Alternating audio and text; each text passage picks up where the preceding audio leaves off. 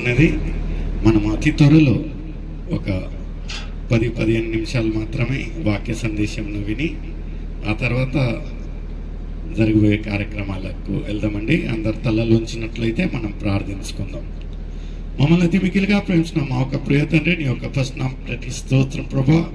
గడిచిన ఒక సంవత్సరం నుంచి ప్రభా అక్క బావన్ ప్రభా మీరు ఎంతగానో ప్రేమించి కాచి కాపాడిన విధానం కొరకు నీకు వేలాది స్తోత్రం. వాళ్ళ ఒక వివాహ ప్రయాణం ప్రభా 50 సంవత్సరాలు మీరు ఎంత చక్కగా వాళ్ళను కాచి కాపాడిన విధానం కొరకై మంచి ఆరోగ్యము దయచేసిన విధానం కొరకు నీకు వేలాది స్తోత్రం.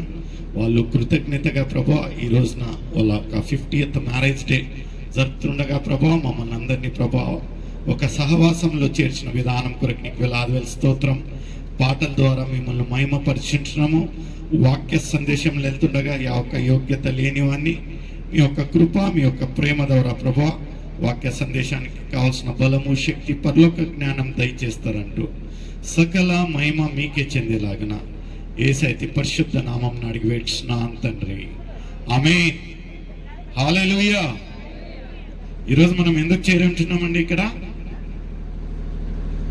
ఏ నిమిత్తంగా చేరి ఉంటున్నాము?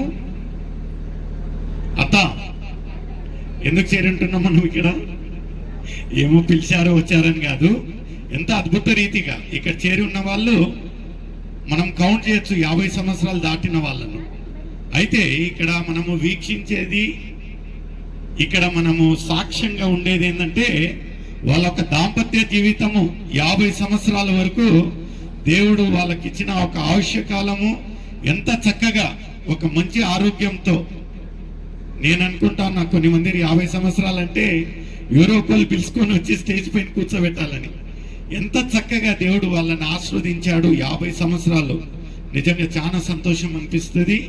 అయినను వాళ్ళు కృతజ్ఞత భావంతో వాళ్ళ వరకు సీమితంగా ఉండకుండా అందరినీ బంధువులుగా వాళ్ళ ఒక స్నేహితులను అందరినీ పిలుచుకొని వాళ్ళ ఒక సంతోషంలో మనల్ని ఇంకా ఆహ్వానించిన విధానం కొరకై దేవుణ్ణి స్తుతిస్తూ వాక్య సందేశంలో మత్తయి రాసిన సువార్త 19వ అధ్యాయము 6వ వచనం తీసిన వారు చదివి సహకరించండి. Book of Matthew 19th chapter 6th verse. కాబట్టి వారు ఇకను ఇద్దరు గాక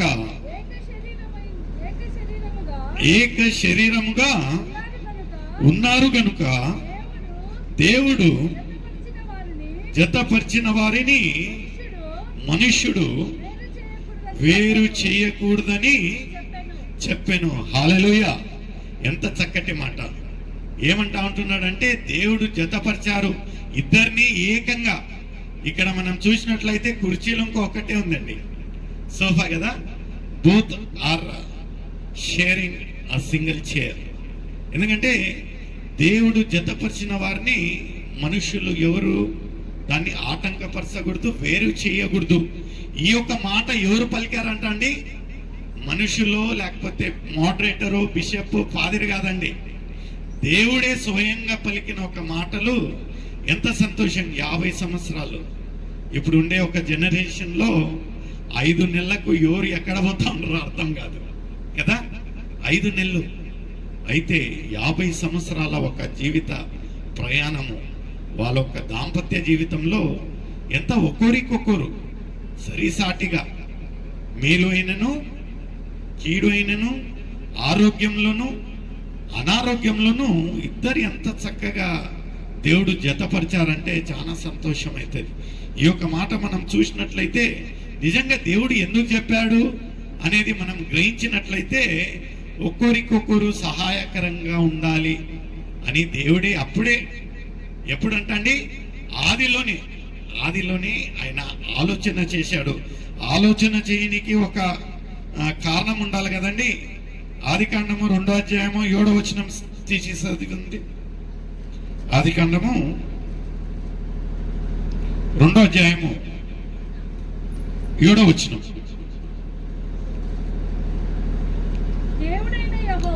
దేవుడైన యెహోవా నేల మట్టితో నరుని నిర్మించి ఇక్కడ అందరికీ తెలిసిన ఒక విషయమే, దేవుడు ఎవరిని నిర్మించాడండి? ఆదామును నిర్మించాడు కదా. ఆదామును నిర్మించడము ఒక ఒత్తైతే, ఆదాముతో పాటి అవ్వను ఎందుకు నిర్మించాల్సి వచ్చింది అనే ఒక ఆలోచన వచ్చినప్పుడు, అదే 2వ అధ్యాయము 20వ వచనం చదవండి. అప్పుడు ఆదాము సమస్త పశువులకును, ఆకాశ పక్షులకును, సమస్త భూజను జంతువులకును పేర్లు పెట్టెను. అయినను ఆదామునకు ఇప్పుడు సాటి అయిన సహాయం. ఇక్కడ వచ్చిందండి పాయింట్. దేవుడు ఎందుకు ఆదామును సృష్టించాడు అంతటికి ఓకే. అయితే ఆదాముకు ఎవరికి ఇయని ఒక అధికారాన్ని దేవుడిచ్చాడు. ఏం అధికారం ఇచ్చాడంటే, ఈ యొక్క లోకంలో ఉండే ప్రతి ఒక్క పక్షి పశువులకు అన్నిటకు ఈయన పేరు పెట్టే ఒక అధికారము ఇచ్చినప్పుడు, 1-2 పక్షులు 1-2 పశువులు అంటే పర్వాలేదు. ఆదాము ఎన్ని రకాల పక్షులు, ఎన్ని రకాల ఒక సృష్టి దేవుడు సృష్టించినప్పుడు, ఆదాం ఎవరికి ఏం చేయాలా ఎట్టా అని సతమతమైతా ఉన్నాడు ఏకంగా ఉండి. అలాంటప్పుడు దేవుడికి ఒక వచ్చిన ఆలోచన ఏంటంటే, అరే ఆదాం ఒక్కడు పోరాడుతూ ఉన్నాడు, ఈయనకు ఒక సరి అయిన ఒక సహకారి అంటే హెల్పర్ అంటారండి, ఇంగ్లీష్లో హెల్పర్ అంటారు. సహకారిగా ఉన్నట్లయితే ఎంత చక్కగా ఉంటుందని అప్పుడు తట్టిందండి. ఎవరికి? యెహోవాకు తట్టిన ఒక విషయము. అప్పుడు ఏం చేశాడు? 21వ వచనంలో, అప్పుడు దేవుడైన యెహోవా ఆదామునకు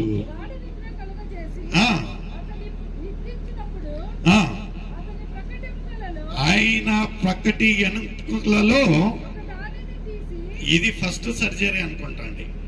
మామూలుగా సర్జరీ చేస్తారు కదా.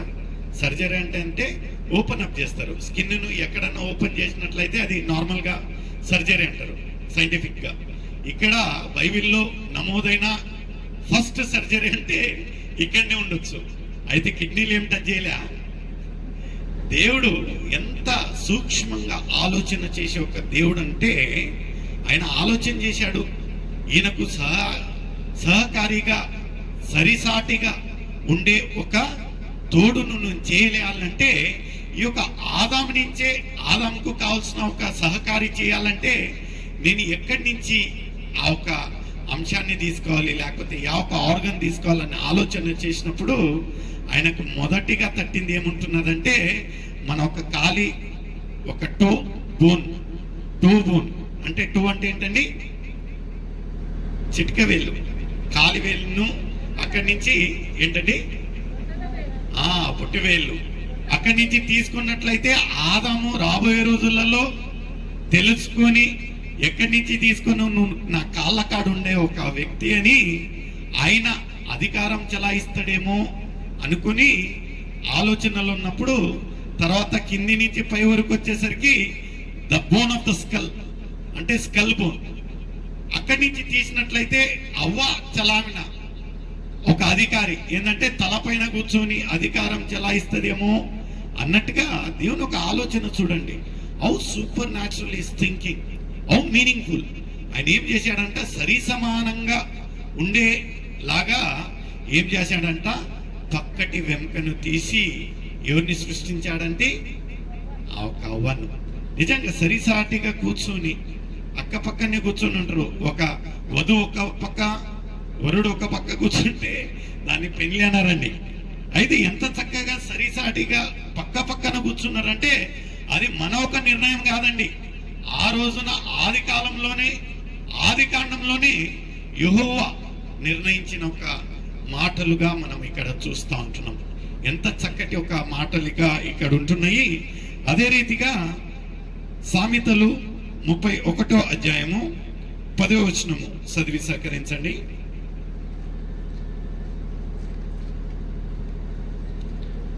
Book of Proverbs, 31st chapter, 10th and 11th verse. తీసిన వారు ఇక్కడ కొంచెం గమనించాలండి. గుణవతి అయిన భార్య దొరుకుట అట్టిది ముత్యము కంటే అమూల్యం. చూడండి ఎంత చక్కటి మాట. ఎందుకంటే కొన్ని మంది డ్యూటీ అవర్స్ అయిపోయినా కొన్ని మంది పని చేస్తూ ఉంటారు. ఎందుకు బ్రదర్, ఇంట్లో లేదా భార్య